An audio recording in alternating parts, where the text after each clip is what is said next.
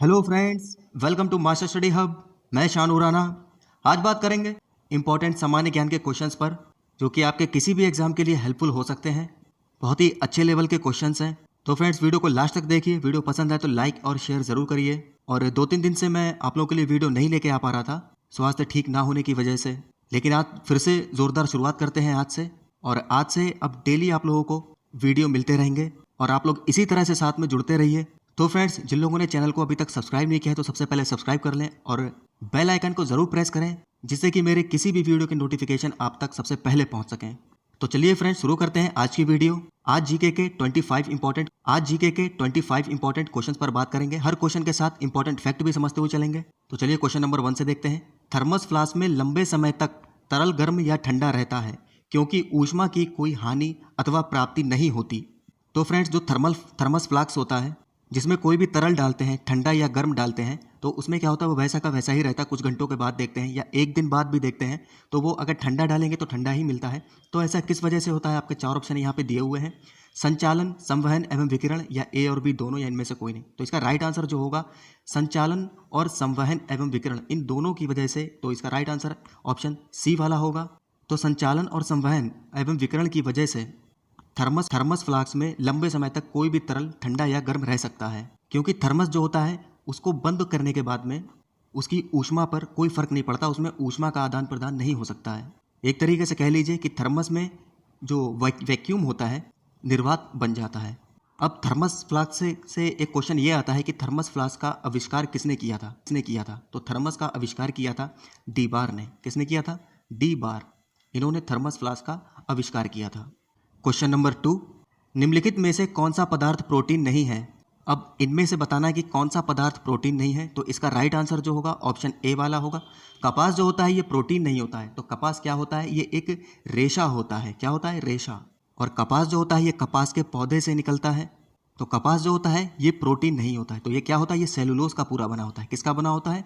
Cellulose का पूरा बना होता है। और बाकी के ऑप्शन जो है, बाल, लूता रेशम या खुर, ये सारे के सारे प्रोटीन होते हैं। अब बात कपास की आई है, तो कपास का उत्पादन भारत के सबसे ज़्यादा किस राज्य में होता है? तो गुजरात में सबसे ज़्यादा उत्पादन होता है कपास का। क्वेश्चन नंबर 3, रेयान इनमें से क्या है? तो इनमें से बताना है रेयान क्या चीज़ होती है। तो रेयान जो होता है, ये एक फाइबर होता है। और इसका उत्पादन जो होता है, इसके उत्पादन करने के जो प्राकृतिक स्रोत होते हैं, जैसे कि कृषि होता है और इसके पेड़ होते हैं, उनसे ये रेयान निकलता है। क्वेश्चन नंबर 4, जब किसी साबुन के बुलबुले को आवेशित किया जाता है तो निम्न में से क्या घटित होता है? जब किसी साबुन के बुलबुले को आवेशित करते हैं तो उसमें से क्या होता है? 4 ऑप्शन आपके यहाँ पे दिए हुए हैं। तो उसमें होता है, त्रिज्या उसकी बढ़ जाती है। जैसे कि मान लीजिए कोई गुब्बारा है, उसमें जब उसमें आवेश भरते हैं, मान लीजिए उसमें हवा भरते हैं, तो क्या होता है? वो फैल जाता है और उसकी त्रिज्या जो होती है वो थोड़ी सी बढ़ जाती है। क्वेश्चन नंबर 5, नाइट्रोजन स्थिरीकरण जीवाणु किस पौधे की जड़ के साथ संयोजन करते हैं? तो नाइट्रोजन स्थिरीकरण जीवाणु जो होते हैं, ये दलहनी फसलें जो होती हैं, उनकी जड़ों के साथ ये संयोजन करते हैं, यानी कि दालों के साथ। अब ये नाइट्रोजन स्थिरीकरण जीवाणु जो होते हैं, ये दलहनी फसलें जो होती हैं, उनकी जड़ों के साथ ये स्थिरीकरण करके उसको अमोनिया में बदल देते हैं। किस में बदल देते हैं? अमोनिया में। क्वेश्चन नंबर 6, निम्नलिखित में से किस जीव का रक्त सफ़ेद होता है? तो इनमें से किस जीव का रक्त सफ़ेद होता है? तो तिलचट्टा जो होता है, इसका रक्त जो होता है वो सफ़ेद रंग का होता है। तिलचट्टा, जिसको कॉकरोच के नाम से भी कहते हैं हम लोग। अब ऐसा क्यों होता है? जो कॉकरोच होता है, इसके ब्लड में हीमोग्लोबिन नहीं होता है। इसकी वजह से इसका जो रक्त होता है, ये सफ़ेद रंग का होता है, या इसको ये भी कह सकते हैं रंगहीन होता है। क्वेश्चन नंबर 7, चंद्रयान 2 अंतरिक्ष यान को प्रक्षेपित करने के लिए इसरो द्वारा किस जियो सिंक्रोनस उपग्रह प्रक्षेपण यान का प्रयोग किया गया था? तो चंद्रयान 2 को जब अंतरिक्ष यान में प्रक्षेपित किया था, तो GSLV Mk3M1 इसका यूज़ किया गया था। इसका प्रयोग जो था, जो चंद्रयान 2 को उसकी निर्धारित कक्षा में ले जाने के लिए किया गया था। और ये भारत का अब तक का सबसे शक्तिशाली, 3 चरणों में इसको छोड़ा गया था। तो अब तक का सबसे शक्तिशाली ये लॉन्चर था चंद्रयान 2। और इसका परीक्षण कब किया गया था? ये किया गया था 22 जुलाई 2019 को किया गया था। 22 जुलाई 2019 को इसका परीक्षण किया गया था आंध्र प्रदेश के श्रीहरिकोटा से। कहाँ से? आंध्र प्रदेश के श्रीहरिकोटा से किया गया था। क्वेश्चन नंबर 8, भारत द्वारा भूमि क्षरण तटस्थता प्राप्त करने का लक्ष्य रखा गया है। तो ये 2030 तक, ऑप्शन 20 का राइट आंसर होगा। 2030 तक भूमि क्षरण दक्षता प्राप्त करने का ये लक्ष्य रखा गया है। एक सम्मेलन हुआ था COP 14 के नाम से। किस नाम से? COP 14 सम्मेलन हुआ था जो कि नई दिल्ली में किया गया था, जो कि 1 सितंबर से 13 सितंबर 2019 को ये चला था, इसका आयोजन किया गया था। और इसी सम्मेलन में मरुस्थलीकरण से निपटने के लिए ये लक्ष्य निर्धारित किया गया है। क्वेश्चन नंबर 9 भारतीय भाषाओं का केंद्रीय संस्थान निम्नलिखित में से किस स्थान पर अवस्थित है? तो जो भारतीय भाषाएं हैं उसका एक केंद्रीय संस्थान है जो कि मैसूर में स्थित है। कहाँ है? मैसूर में। और इसकी स्थापना हुई थी 1969 को। कब हुई थी? 1969 को। क्वेश्चन नंबर 10 सितंबर 2019 में जल शक्ति मंत्रालय द्वारा प्रारंभ की गई ग्रामीण स्वच्छता रणनीति निम्न में से किस अवधि से संबंधित है? तो भारत सरकार का जो जल शक्ति मंत्रालय है उसने ये प्रारंभ की थी ग्रामीण स्वच्छता रणनीति, और इसकी जो अवधि रखी गई है ये 2019 से 29 तक रखी गई है। ऑप्शन बी इसका, ये 10 वर्षीय ग्रामीण स्वच्छता मिशन की शुरुआत की गई है जो कि स्वच्छ भारत मिशन जो ग्रामीण मिशन है उसके तहत की गई है। अब बात आई है जल शक्ति मंत्रालय की। तो इस समय जल शक्ति मंत्रालय के मंत्री कौन है? तो है गजेंद्र सिंह शेखावत। कौन है? गजेंद्र सिंह शेखावत जल शक्ति मंत्रालय के मंत्री हैं। क्वेश्चन नंबर 11 वर्ष 2019 का अर्थशास्त्र का नोबेल पुरस्कार दूसरी बार महिला को दिया गया। इस पुरस्कार से सम्मानित होने वाली प्रथम महिला कौन थी? तो वर्ष 2019 का जो अर्थशास्त्र का नोबेल पुरस्कार था ये दूसरी बार महिला को दिया गया है। तो इस पुरस्कार से सम्मानित होने वाली पहली महिला पूछी गई है, तो वो कौन थी? तो पहली महिला थी एलिनॉर ऑस्ट्रॉम। कौन थी? Elinor Ostrom. Option D right answer होगा इसका। ये एक अमेरिकी अर्थशास्त्री हैं और इनको 2009 में नोबेल पुरस्कार मिला था। कौन सा मिला था? 2009 में अर्थशास्त्र का नोबेल पुरस्कार। अब 2019 का जो नोबेल पुरस्कार है ये 3 लोगों को मिला है। तो वो कौन कौन है? तो पहले तो हैं अभिजीत बनर्जी, इनका नाम मैं बता देता हूँ, अभिजीत बनर्जी। इनको मिला है अर्थशास्त्र का नोबेल प्राइज 2019 का। और है ईस्थर डफलो जो कि ऑप्शन ए आप लोगों को दिख रहा है, इनको मिला है। और तीसरे व्यक्ति हैं माइकल क्रेमर। कौन है? Michael Kremer. इनको मिला है अर्थशास्त्र का 2019 का नोबेल प्राइज। और इनमें से ईस्थर डफलो जो है ये एक महिला है जो कि दूसरी महिला है नोबेल पुरस्कार पाने वाली। नोबेल पुरस्कार की शुरुआत हुई थी 1901 से। कब हुई थी? 1901 से इस पुरस्कार की शुरुआत हुई थी। क्वेश्चन नंबर 12 भारत सरकार द्वारा 10 अक्टूबर 2019 को प्रतिभाशाली बच्चों के कौशल समृद्धि के प्रोत्साहन हेतु प्रारंभ किया गया राष्ट्रीय कार्यक्रम है। तो भारत सरकार द्वारा 10 अक्टूबर 2019 को प्रतिभाशाली कौशल जो बच्चे थे उनकी समृद्धि को प्रोत्साहन देने के लिए कार्यक्रम शुरू किया गया था। तो ये कौन सा कार्यक्रम था? इसका नाम था ध्रुव। क्या नाम था? ध्रुव।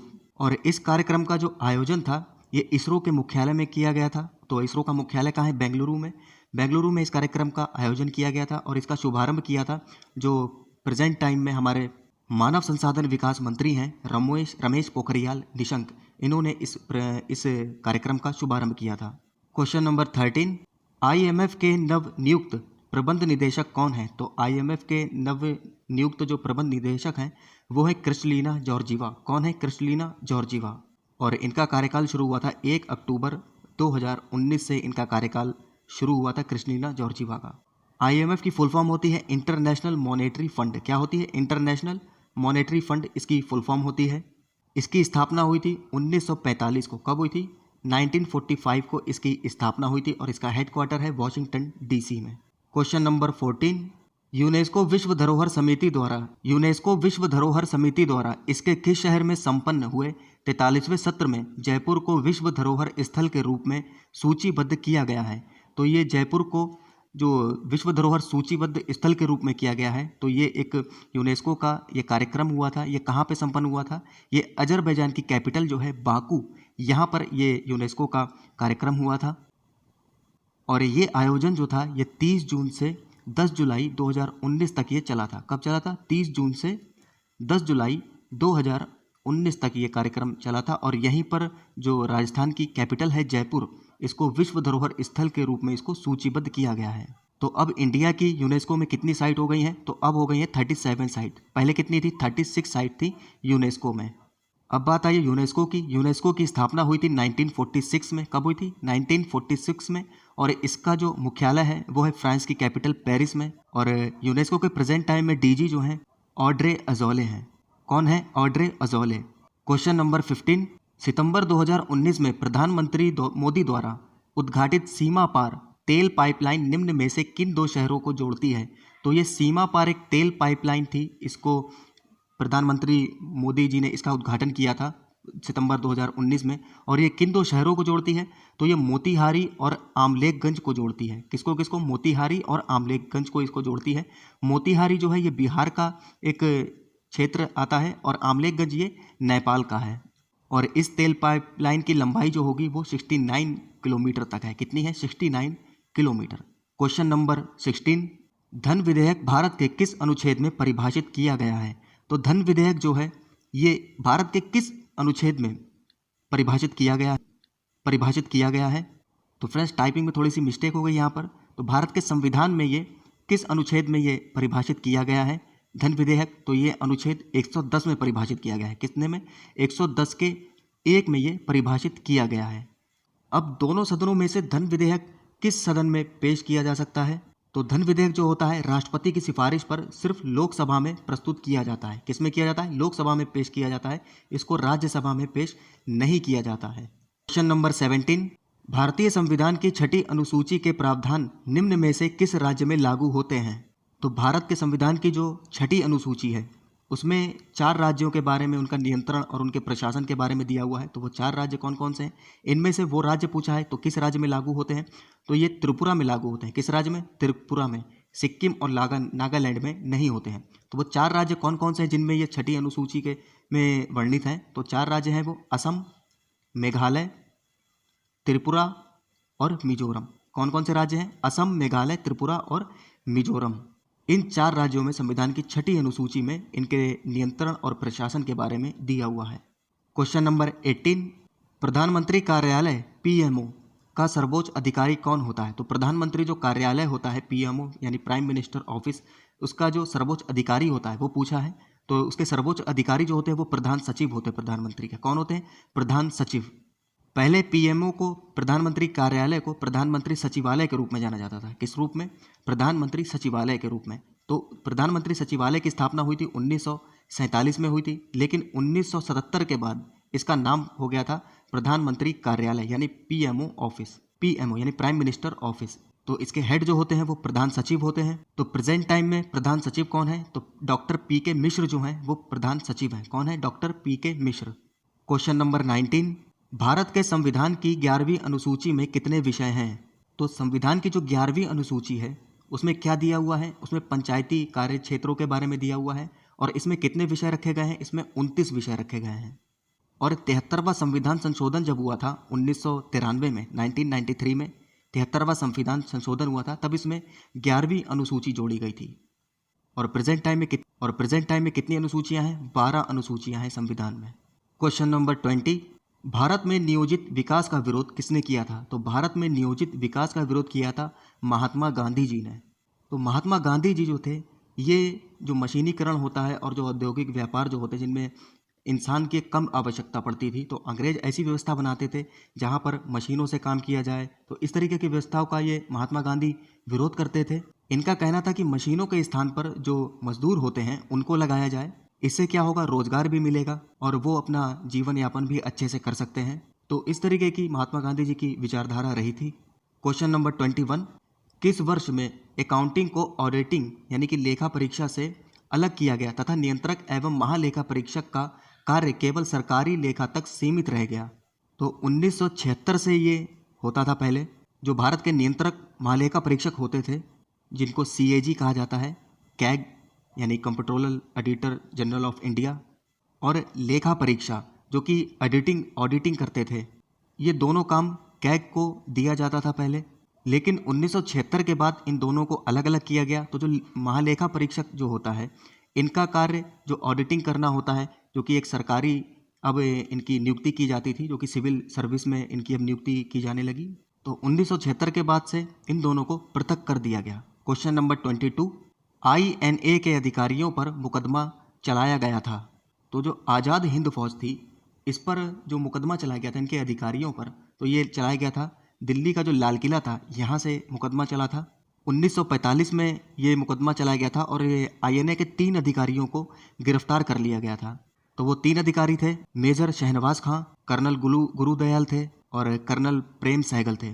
इन तीनों पर मुकदमा चलाया गया था और इन पर राजद्रोह का आरोप लगाया गया था।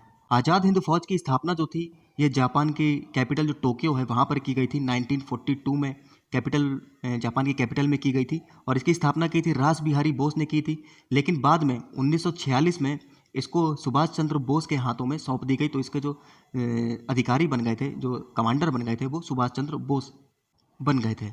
क्वेश्चन नंबर 23, जजाऊ का युद्ध कब हुआ था? तो जजाऊ का युद्ध जो था ये 1707 में हुआ था। कब हुआ था? 1707 में। तो जो औरंगजेब का उत्तराधिकारी था इसका नाम था बहादुर शाह प्रथम।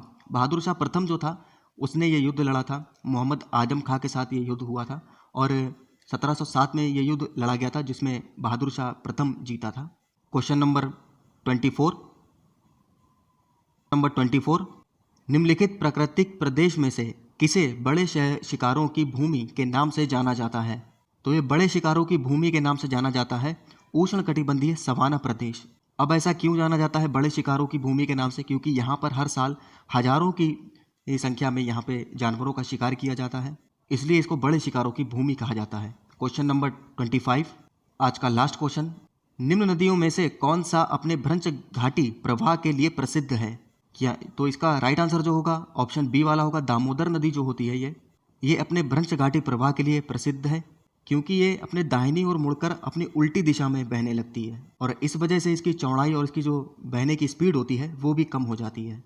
तो फ्रेंड्स ये थे आज के 25 मोस्ट इंपॉर्टेंट क्वेश्चंस और हर क्वेश्चन के साथ मैंने आप लोगों को इंपॉर्टेंट फैक्ट भी समझाने की कोशिश की है। तो उम्मीद करता हूँ कि आप लोगों को पसंद आया होगा वीडियो। तो फ्रेंड्स वीडियो पसंद आए तो चैनल को लाइक, शेयर, सब्सक्राइब ज़रूर करें।